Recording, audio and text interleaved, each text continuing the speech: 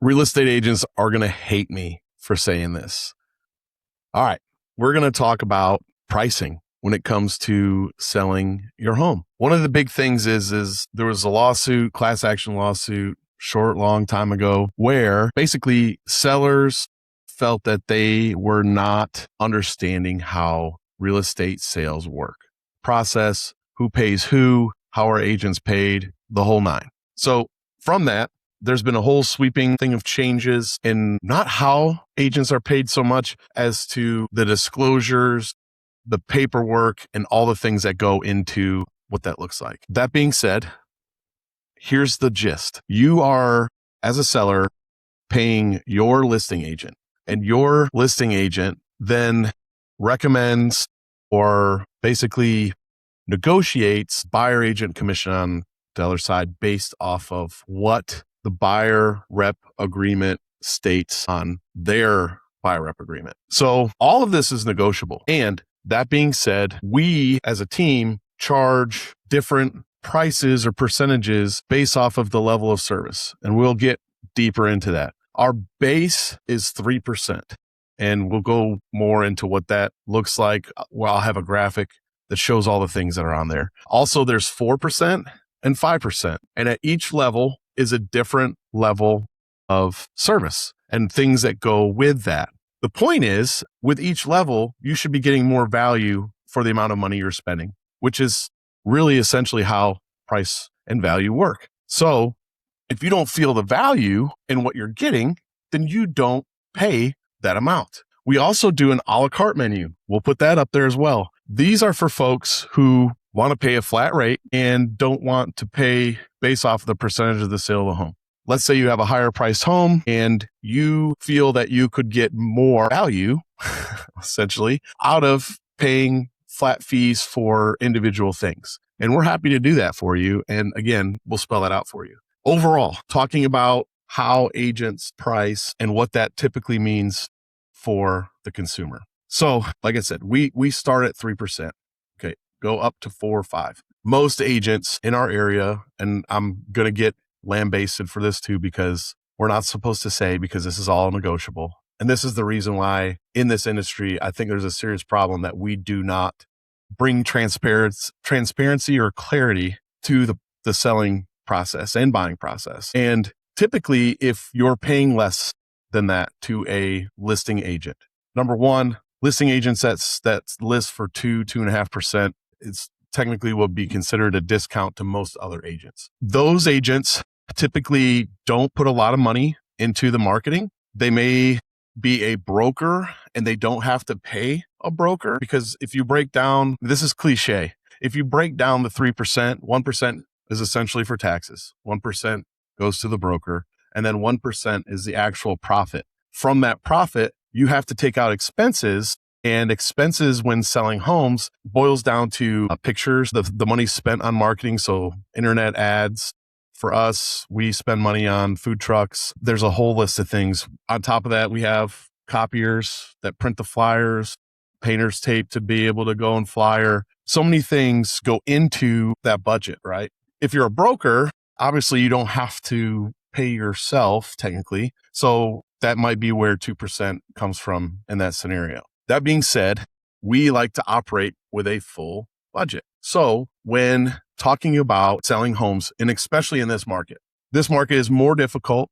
There's more inventory. In fact, there's 4 times more inventory currently than what there was pre-COVID, let alone what happened during COVID. Since then, in League City alone, we're at least 4 to 5 times more inventory than before. That being said, more competition means you have to do more to stand out, which means spending more money. So right now, it's more expensive to sell a home than what it has been in the past. And when agents are willing to cut their commission or fees or however you want to say it, they're kind of cutting themselves off at the knees. And I tell people this all the time in listing appointments, that when they ask us to do it for less, my simple request is, what part of our marketing budget plan, whatever, do you want to cut out in order to get there?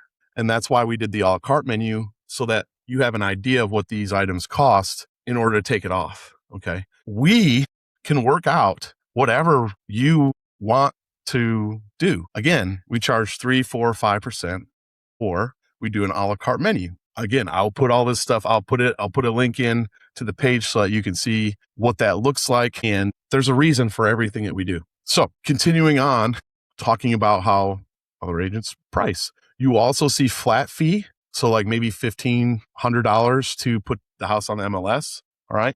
That should tell you that if you can find a flat fee broker to just put the house on the MLS, that it doesn't cost a whole lot to be able to do that in order for the house to be listed. Most people choose at bare minimum to be able to put the house on the MLS. So you'll see for sale by owners use Zillow to list their stuff. And really what that's used for, why Zillow likes to do that, is because Zillow then can sell those leads to agents to sell that house. It's not really that Zillow wants to provide a service for sellers to be able to list their property. It's so that they can turn around and make money off of selling leads to agents.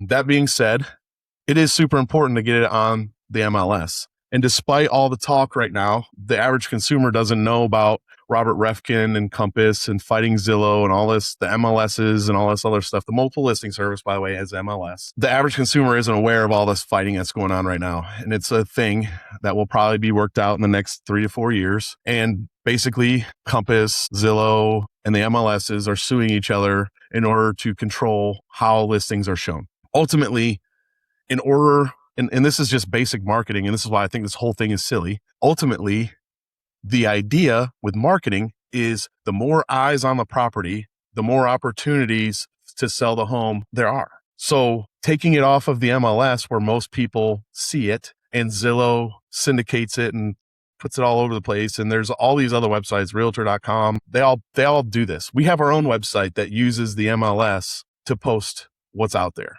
So all of this stuff is being posted no matter what.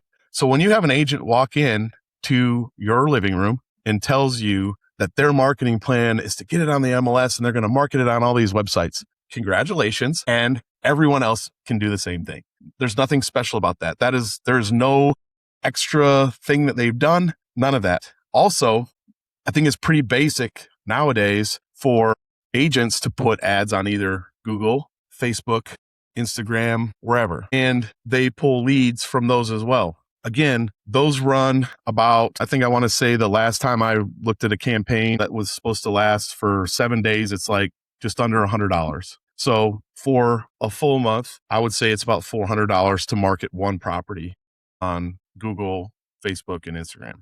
So at least with our website. That being said, what else are you doing to market the home? We go out and we flyer within the neighborhood. And the reason we do this is about 80% of people who move to a particular neighborhood, whether it's friends or family, already live in that neighborhood. And so when we market to the neighborhood, we're giving ourselves an 80% chance that we'll find the future buyer for that property within the neighborhood.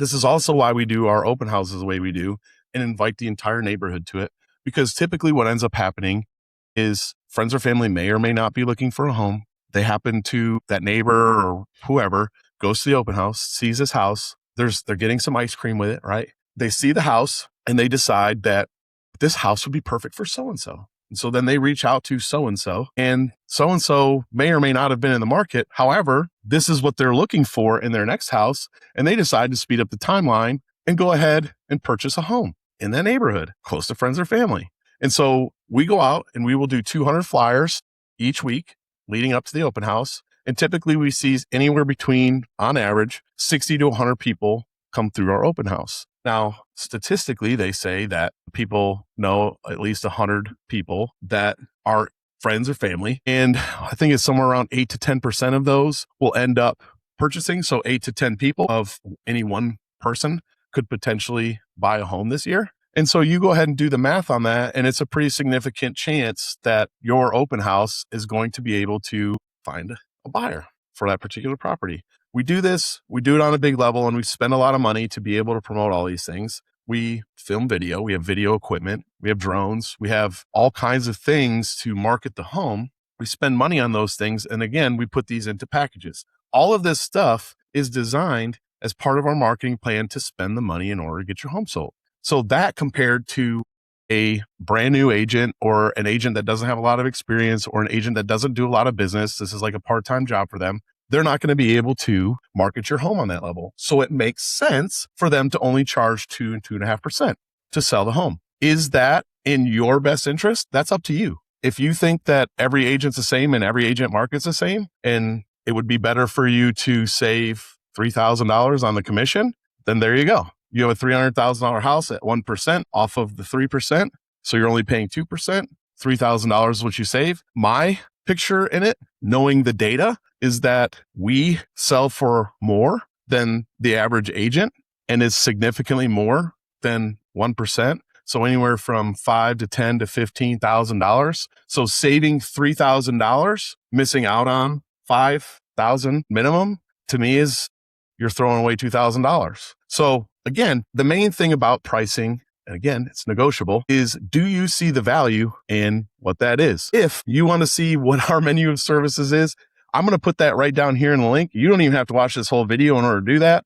You just click on that link, put your email address in there, and we will send you our pricing plan on how to do this. And we'll also post the gist of it, not the full version of it, but the gist of what we do also on the website. So I hope that this helps out with how pricing works. I know a lot of agents aren't going to love that I just disclosed all this because they like to do, it's a service pricing, right? And so again, it's value pricing and what you get for whatever. Sure, this is all great. And at the same time, it's pretty easy to break it down as to how pricing works. So if you'd like to know more about this, first of all, reach out. Second, make sure you subscribe and then also like this post if you like to hear a little bit more about transparency in the real estate industry. Hope you guys have a wonderful night.